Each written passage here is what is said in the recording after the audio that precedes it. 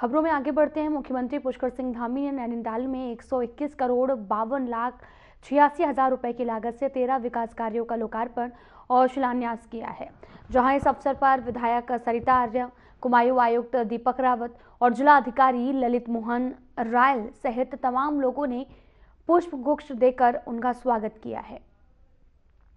तो वहीं इस मौके पर मुख्यमंत्री ने 42 करोड़ 77,31,000 रुपए की लागत से बहुप्रतीक्षित मेट्रोपोल सरफेस पार्किंग का भूमि पूजन किया और साथ ही 30 करोड़ 66 लाख रुपए की लागत वाली 2 योजनाओं का लोकार्पण भी किया गया। इसके अलावा आपको बताते चलें कि 90 करोड़ 86,86,000 रुपए की लागत से 11 योजनाओं का शिलान्यास किया गया।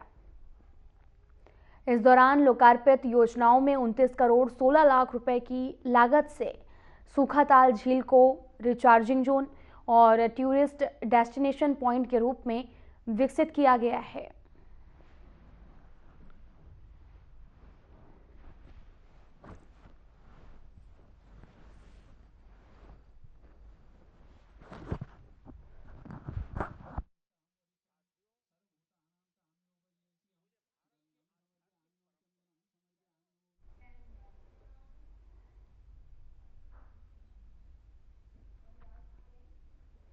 टनकपुर में प्रदेश की पहली महिला पिंक लाइब्रेरी का भव्य शुभारंभ हुआ। बुजुर्ग महिला पार्वती जोशी के कर कमलों से किया गया और इस विशेष पहल का उद्देश्य महिलाओं एवं छात्राओं को सुरक्षित, प्रेरक और अध्ययन के अनुकूल वातावरण उपलब्ध कराना है और साथ ही आपको बताते चले कि शिक्षा के क्षेत्र में आगे बढ़ सकें। राजभट्ट की माताजी स्वर्गीय हीरा देवी पिंक लाइब्रेरी में महिलाओं के लिए प्रतिदिन निःशुल्क 2 घंटे की कोचिंग सुविधा भी उपलब्ध कराई जाएगी, जिससे प्रतियोगी परीक्षाओं की तैयारियां कर रही छात्राओं को लाभ मिलेगा। और साथ ही आपको ये बताते चलें कि आधुनिक संसाधनों से सुसज्जित इस लाइब्रेरी में अध्ययन सामग्री के साथ साथ मार्गदर्शन की भी व्यवस्था की गई है।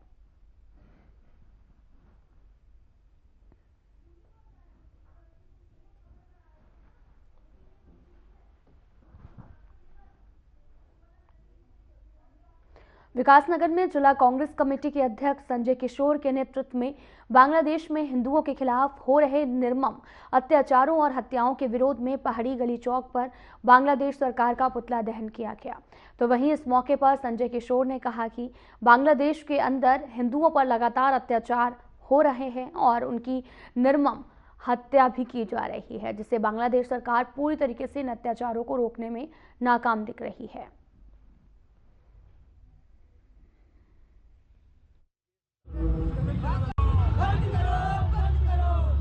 देखिए, जिस प्रकार से बांग्लादेश के अंदर हिंदू भाइयों पे अत्याचार हो रहा है, निर्दोष लोगों को मारा जा रहा है, धार्मिक कट्टरता के तहत उन लोगों को मारा जा रहा है, उसके विरोध में आज कांग्रेस के कार्यकर्ताओं ने बांग्लादेश का पुतला फूंका है और हम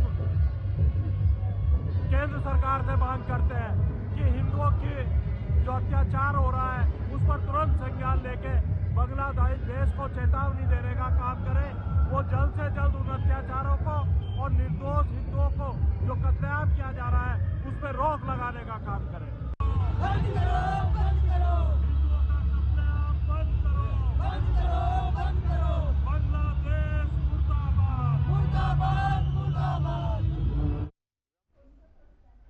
हरिद्वार के लक्सर क्षेत्र में पेशी के दौरान हुए गोलीकांड को लेकर एसएसपी हरिद्वार ने सख्त कार्रवाई की है। पुलिस वाहन पर फायरिंग की गई।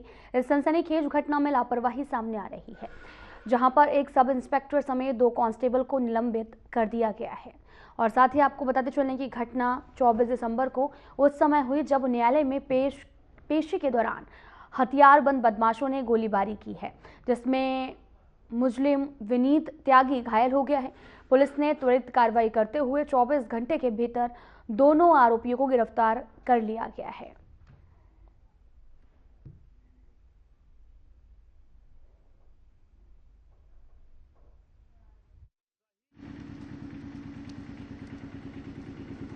आज लक्सर कोर्ट में पेशी के दौरान एक अभियुक्त जिसका नाम विनय त्यागी है और रुड़की जेल से उसे पुलिस अभिरक्षा में लाया जा रहा था। इसी बीच सामने फ्लाईओवर के पास में कुछ गन्ने के ट्रक और ट्रॉलियाँ के कारण लगे हुए जाम को पुलिस के द्वारा जब उसे खुलवाने का प्रयास किया जा रहा था, इसी बीच 2 अज्ञात हमलावरों ने आके पुलिस अभिरक्षा में जो अपराधी निरुद्ध था उस पर फायरिंग करी।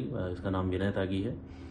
उस पर 2 गोलियां लगी हैं, 2-3 गोलियां। इनको तत्काल हायर सेंटर रेफ़र किया गया। मैं पुलिस के उस ड्राइवर की भी बहादुरी को दाद देता हूं। उसके द्वारा तत्काल मौके की संवेदनशीलता को भांपते हुए उसे तुरंत हॉस्पिटल ले जाया गया। इस बीच जो 2 हमलावर हैं उनकी चेकिंग के लिए हम लोग लगातार प्रयास कर रहे हैं और जल्दी ही हम लोग कॉम्बिंग कर रहे हैं। उसमें मुझे लगता है कि जल्दी उनकी हम अरेस्टिंग कर लेंगे। जो भी लोग इसके पीछे हैं, जो भी लोग ने ये घटनाक्रम किया है, उसको हम लोग चुनौती के तौर पर लेते हैं और जल्दी इसका हम खुलासा करेंगे। लक्सर थाना क्षेत्र में फ्लाईओवर के पास में अभियुक्त विनय त्यागी जो न्यायिक अभिरक्षा में कोर्ट में लाया जा रहा था, उसके ऊपर जानलेवा हमले के 2 आरोपी जो उस समय कैमरे में भी कैद हुए थे, पुलिस लगातार इनका पीछा कर रही थी और आज एक महत्वपूर्ण सफलता हाथ लगी। कॉम्बिंग के दौरान पुलिस को दोनों ही अभियुक्त को पकड़ने में सफलता प्राप्त हुई है।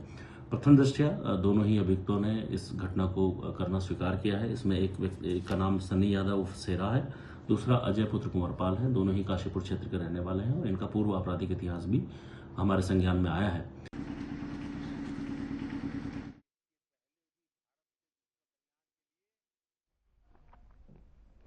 हरिद्वार में अंकित हत्याकांड को लेकर सियासी बयानबाजी तेज हो गई है। आपको बताते चले कि ज्वालापुर के विधायक रवि बहादुर ने इस मामले को गंभीर बताते हुए बड़ा बयान दिया। विधायक ने कहा कि अंकित की हत्या कोई सामान्य अपराध नहीं है, बल्कि ये प्रदेश की कानून व्यवस्था पर सीधा सवाल खड़ा करती है। उन्होंने साफ ये भी कहा कि दोषियों को किसी भी सूरत में बख्शा नहीं जाना चाहिए। साथ ही रवि बहादुर ने राज्य सरकार से मांग की है कि मामले की निष्पक्ष और तेज जांच कराई जाए ताकि पीड़ित परिवार को जल्द न्याय मिल सके। तो हमेशा सत्य और असत्य की लड़ाई लड़ी है। कांग्रेस पार्टी तो चाहे अपना हो, अगर कोई गलत कर रहा तो गलत है और अगर सही कर रहा है तो सही है। देखिए, भारतीय जनता पार्टी की जो आप प्रधानमंत्री की बात कर रहे हैं, प्रधानमंत्री हमारे सक्षम नहीं है, प्रधानमंत्री हमारे पढ़े लिखे नहीं है। हमारे प्रधानमंत्री सिर्फ और सिर्फ सुबह उठते हैं, जो अधिकारी उनको लिख के दे देते हैं वो जाके मंच पे जाके बोल जाते हैं। सिर्फ इससे ऊपर प्रधानमंत्री का कोई रोल नहीं है। प्रधानमंत्री तो कॉपी पेस्ट है। जो ऊपर से जो आदेश आ जाता है, जो उनको चिट्ठी लिख के दे दी जाती है अधिकारी द्वारा, वो आके मंच पे बोलने का काम कर देते हैं। अब इससे बड़ा दुर्भाग्य, इससे बड़ा पलीता क्या लगेगा बेटी बचाओ और बेटी पढ़ाओ पे कि आपके उत्तराखंड में पिछले 2.5-3 साल से हम जो है जिस अंकिता हत्याकांड की बात कर रहे थे, जिस सीबीआई की जांच की बात कर रहे थे, वो इन्होंने नहीं कराई। इनको पता था कि हमारे लोग फंसे हुए हैं।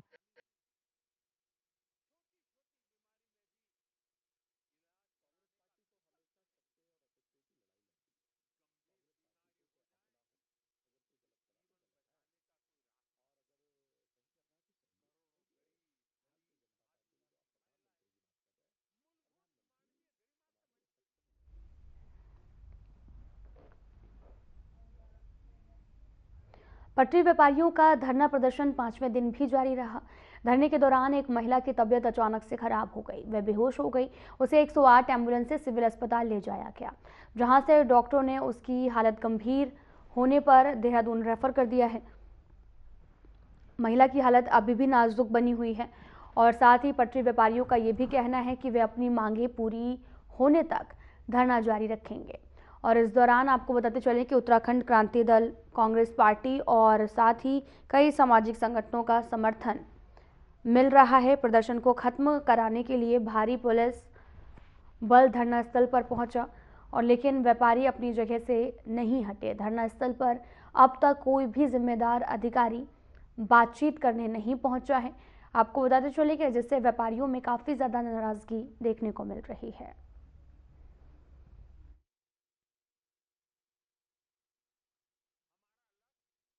देखिए बिल्कुल, और ये पुतला दहन का जो कार्यक्रम होता है ये बहुत ही एक ऐसा होता है जिसमें भीड़ मैनेज करने के साथ साथ आपको ये भी ध्यान रखने की आवश्यकता है कि आसपास कौन है। और क्योंकि ये कांग्रेस पार्टी के मुझे लगता है कि हमारी पार्टी में इस तरीके का होता नहीं है कभी, बट आज जो दुखद घटना हुई और मैं खुद उसमें एक विक्टिम हूँ, मैं अपने आप को कहूँगी कि आप देखिए मेरे मेरे बाल जले हैं, मेरे माथा पे मेरा माथा जला हुआ है।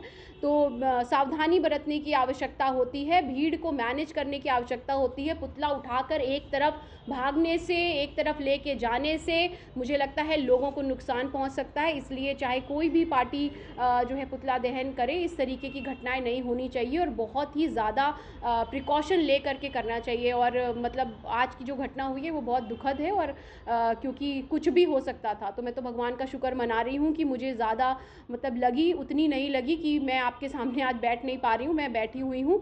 तो बस लेकिन आगे फ्यूचर में इस तरीके का ध्यान रखने की आवश्यकता है। जी देखिए, आज हमें यहाँ पे 5 दिन हो गए बैठे हुए, आज तक तो कोई आया नहीं हमारे पास। आज इनका जो है यहाँ पे प्रोग्राम था, जबकि इन्हें पता है कि हमने इनसे जो है रिसीविंग ले रखी है कि हम 21 तारीख से शहीद स्थल पे धरना दे रहे हैं।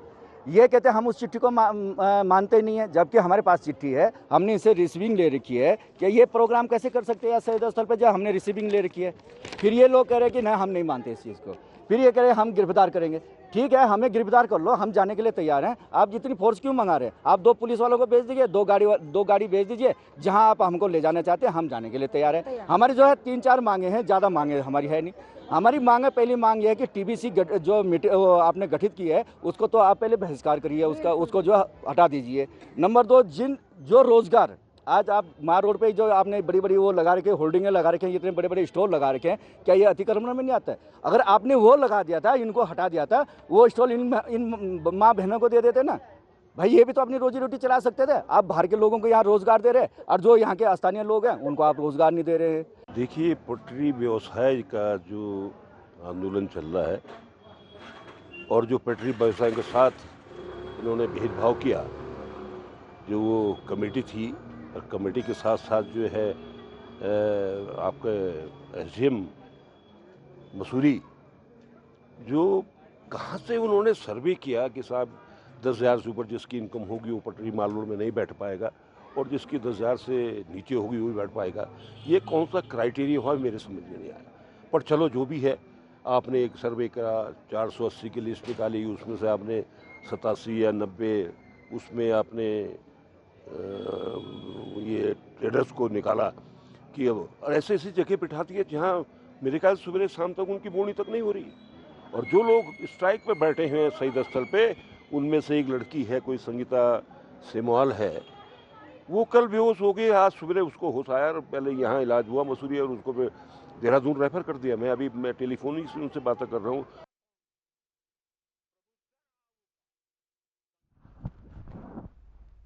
तो वहीं लालकुआ बंदूखता को राजस्व गांव बनाने की पुरानी मांग फिर से चर्चा में आ गई है। नेता प्रतिपक्ष यशपाल आर्य ने कहा कि बीजेपी सरकार ने चुनाव में लोगों से वादा किया था, लेकिन सत्ता में आने के बाद कोई काम नहीं हुआ। और साथ ही उन्होंने ये भी बताया कि राजस्व गांव का दर्जा ना मिलने से बंदूखता के हजारों परिवार बुनियादी सुविधाओं और सरकारी योजनाओं का लाभ नहीं ले पा रहे हैं।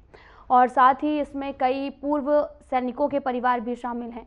यशपाल आर्य ने यह भी कहा कि अगर कांग्रेस की सरकार बनी तो बंदूखता को राजस्व गांव का दर्जा मिलेगा और लोगों के अधिकार सुनिश्चित होंगे। उन्होंने चेतावनी दी है कि सरकार ने जल्द ही निर्णय नहीं लिया तो कांग्रेस इस मुद्दे को लेकर आंदोलन करेगी।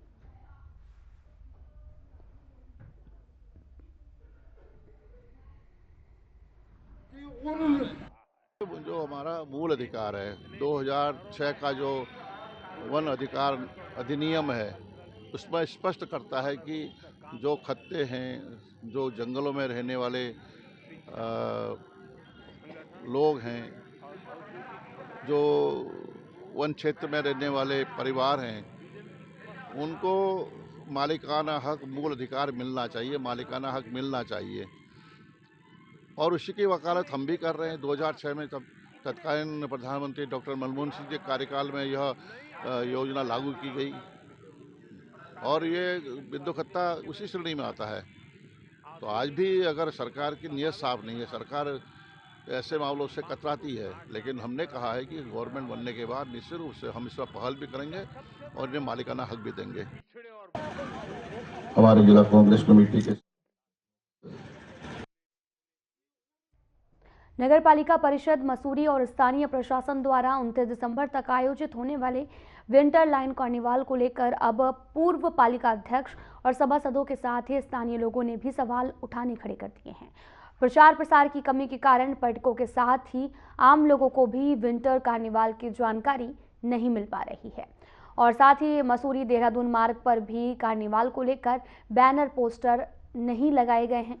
स्थानीय जनप्रतिनिधियों का आरोप है कि विंटर कार्निवाल से पूर्व सर्वदलीय बैठक आयोजित की जाती थी, जिसमें सामाजिक संस्थाओं और स्थानीय लोगों के साथ विचार विमर्श करने के बाद इसे मूर्त रूप दिया जाता था।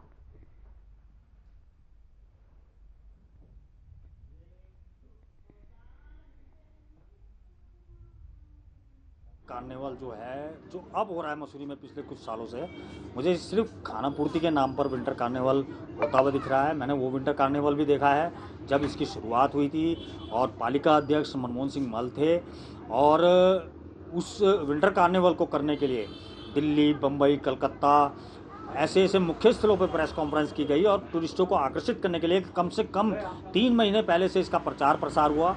आज सिर्फ एक आध बैठक होती है, वो भी आनन फानन में होती है, जिनमें किसी भी मसूरी के जो स्थानीय राजनीतिक संगठन हो, चाहे सामाजिक संगठन हो, चाहे वो सांस्कृतिक क्लब हो, चाहे वो मसूरी में जो स्थानीय स्कूल हैं, या मसूरी के जो स्थानीय नेता हैं, पूर्व पालिका अध्यक्ष हैं, पूर्व सभासद हैं, पूर्व जिन लोगों का अनुभव है, उन लोगों को अनुभव साझा नहीं किया जाता। और रहा कार्निवल का, तो देखिए कार्निवल में उसकी रौनक कुछ और होती थी। हर छोटे बड़े कलाकार को, हर छोटे बड़े आदमी को जो है उसका आमंत्रण होता था, निमंत्रण होता था, राजनीतिक पार्टी को होता था। लेकिन किसी को भी इस बार जो है इस तरह का कोई इन्विटेशन जो है इस सरकार की ओर से, इस नगर पालिका की ओर से नहीं मिला। और ये भारतीय जनता पार्टी का अपना एक कार्यक्रम बनकर रह गया। सरकार के धन का दुरुपयोग जिस तरह से भी कर सकते हैं करेंगे, क्योंकि और जाएंगे देखेंगे तो पूछेंगे उनसे।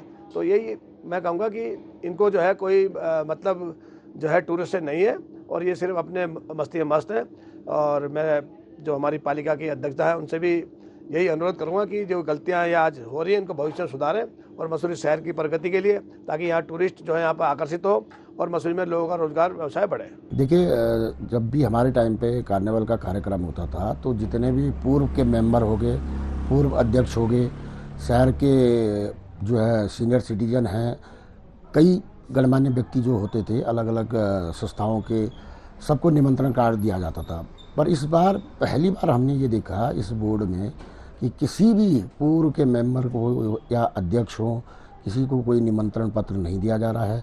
और शहर में चुनिंदा लोगों को, मेरे ख्याल से जो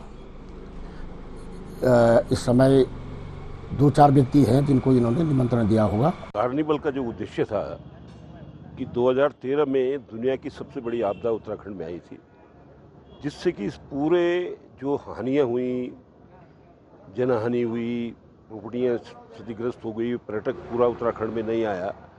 और दो मेन पर्यटक स्थल हमारे थे, मसूरी एंड नैनीताल, ये जीरो हो गए थे, क्योंकि जून के महीने में 16 जून की बात है, 16 जून को आपदा आई थी। तो हमने कहा तो इसको कैसे सर्वाइव करें, क्योंकि उस समय हम फेस्टिवल करते थे। तो माननीय बहुना जी ने हमको कहा कि भाई आप कार्निवल करिए और 1 हफ्ते का करिए, जिससे कि टूरिस्टों को एक मैसेज भी जाएगा कि सब उत्तराखंड सेफ है। हमने उसी बेस पे किया, और तत्कालीन समय में जो हमारे साथ पुरुषोत्तम जी, सोनिया जी थी, सीएम डीएम, बड़ा उत्साह के साथ जनता से मिल करके, नगर पालिका के साथ मिल करके इस कार्यक्रम को किया गया, जिसमें कि सभी जनता की भागीदारी थी, क्योंकि इस कार्निवल से सबकी रोजी रोटी का सवाल था। चाहे वो सड़क में बैठा हो व्यक्ति हो, होटलियर्स हो, ट्रेडर्स हो, घोड़े खच्चर रिक्शा जो भी है, आम पब्लिक को इससे बेनिफिट हुआ। कई वर्षों तो 5 साल हमने किया, उसके बाद किसी और ने भी किया, कुछ अधूरा है, कुछ छूट गया, कुछ कैसे हुआ। इस बार नया बोर्ड बना है तो कर रहे हैं। मेरे को बड़ा ताज्जुब हुआ कि कार्निवल का कल शोभा यात्रा निकलनी,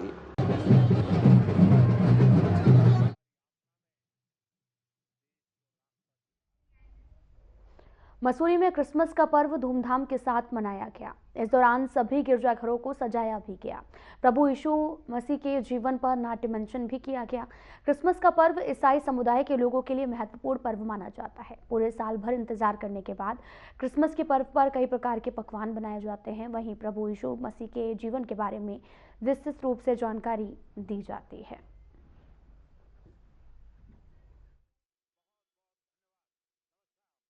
मेहरबानी और पहले तो आप सबको हमारी तरफ से मैरी क्रिसमस।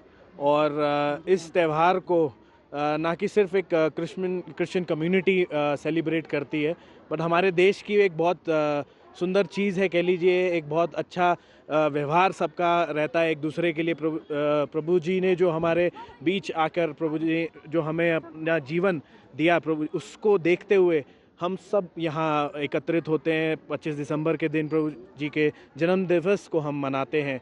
और अच्छी चीज़ हिंदुस्तान की ये है कि कोई भी धर्म जाति के हर लोग जुड़ के इस त्यौहार को मनाते हैं। और मुझे नहीं लगता कि किसी को भी इस चीज़ से कभी कोई वो रहा है। और मुझे लगता है कि मसूरी में स्पेशली हम हालांकि देहरादून रहते हैं, बट हर साल 25 दिसंबर को हम यहाँ अपने परिवार के बीच आकर इस पर्व को मनाते हैं, खुशियाँ मनाते हैं। हर लोग हमसे मिलते हैं, यहाँ के पुराने लोग, बहुत अच्छा लगता है। सबसे पहले मैं इस चैनल के माध्यम से आप सबको मैरी क्रिसमस कहूँगी, क्योंकि ये बहुत बड़ा दिन है हमारे लिए। और हम चाहते हैं कि ये खुशियाँ हमारे तक सीमित ना रहें। हम चाहते हैं कि हमारे सारे देशवासी इस खुशियों को मनाएं, क्योंकि खाली परमेश्वर यीशु मसीह ने हमारे लिए जन्म नहीं लिया, उन्होंने मानवता के लिए जन्म लिया। और वो मानवता का ही पाठ हमको सिखाते हैं कि हम लोग एक हैं। तो और हम लोगों ने प्रार्थना की, प्रार्थना सभा में हमने विश्व शांति के लिए प्रार्थना की है, साथ साथ में अपने मसूरी के लिए प्रार्थना किया है, क्योंकि बीते समय में हमारे मसूरी में काफ़ी आपदाएं आई थी। तो हम चाहते हैं कि परमेश्वर हमारी मसूरी को अभी तक बचाया हुआ आगे भी बचाए और ऐसी आपदाओं से आगे ना आने पाए। तो हमने इस बात के लिए भी प्रार्थना की थी।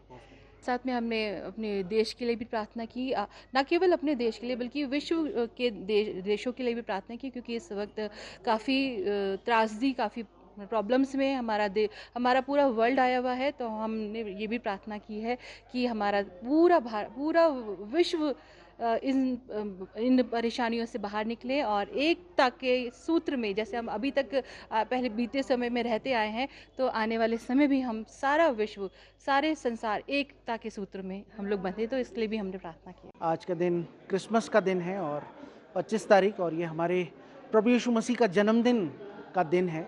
प्रभु यीशु मसीह ने जन्म लिया और उसकी खुशियाँ हम लोग मनाते हैं। वो इसलिए क्योंकि प्रभु यीशु मसीह ने पूरी मानव जाति को बचाने के लिए और टूटे हुए बिखरे हुए जीवनों को बचाने के लिए उनको उठाकर खड़ा किया, चंगाइयाँ दी, आशीष दी और प्यार बांटा, लोगों में मोहब्बत बांटी। आज का दिन खुशी का दिन है, मोहब्बत का दिन है, फेलोशिप का दिन है, एक दूसरे के साथ संगति करने का दिन है। गौशाला में प्रभु यीशु मसीह की क्रूस को जब हम देखते हैं तो उसके ऊपर लिखा हुआ है यहूदियों का राजा लिखा हुआ है।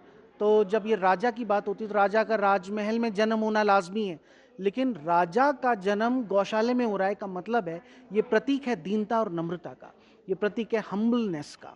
तो क्रिश्चियनिटी कोई धर्म नहीं है, क्रिश्चियनिटी जीवन जीने का तरीका है, दीनता और नम्रता के साथ, लोगों के साथ मोहब्बत करना और लोगों के जीवनों को आशीष देना और उनके साथ मिल बांट कर एकता और मोहब्बत के साथ मिलकर मानवता की सेवा करना।